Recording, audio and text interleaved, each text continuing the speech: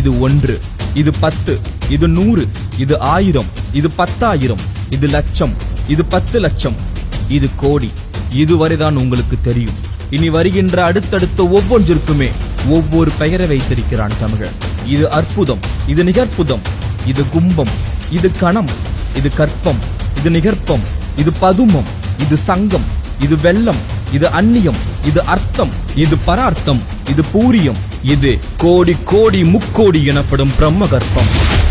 இவ்வாறு ஒவ்வொன்றிற்கும் ஒவ்வொரு பெயரை வைத்தவன் தமிழன். இது மட்டுமல்ல, ஒன்றிற்கு கீழ் உள்ள இறங்குமுக எண்ணுக்கும் பெயர் வைத்திருக்கிறான் தமிழன். கேட்டால் ஆச்சரியத்தில் உறைந்து போய்விடுவீர்கள். இது 1, இது முக்கால், இது அரைக்கால், இது கால். இதுவரை அனைவருக்கும் தெரியும். இனி கேளுங்கள்.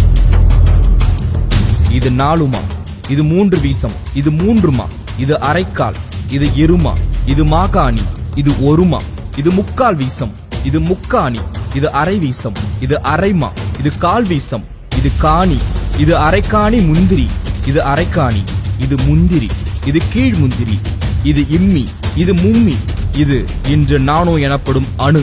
அணுவுக்கும் கீழே அளந்துள்ளான் தமிழன். இது குணம், இது பந்தம், இது பாகம், இது விந்தம், இது நாகவிந்தம், இது சிந்தை, இது கதிர்முனை, இது குரல் வளைப்படி, இது வெள்ளம், இது நுண்மணல், இது தேர்த்துகள். இன்னும் இது போல எத்தனையோ செயல்களுக்கு பல பல பெயர்களை வைத்து அதை புழக்கத்தில் வைத்திருந்தான் அஞ்சனம் தமிழன்.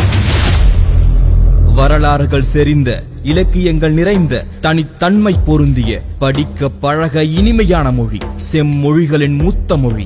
அது நம் தாய்மொழி தமிழ் மொழி என்பதில் ஒவ்வொரு முறையும் உணர்ந்து பெருமைப்பட 1000 விஷயங்கள் இங்கு உண்டு. ஆங்கிலம் என்பது ஒரு மொழி, அது அறிவல்ல என்பதை நாம் உணர வேண்டும். ஆங்கிலம் நன்கு தெரிந்தும் கூட காந்தியடிகள் தனது சுயசரிதையை தாய்மொழியான குஜராத்தியில் தான் எழுதினார்.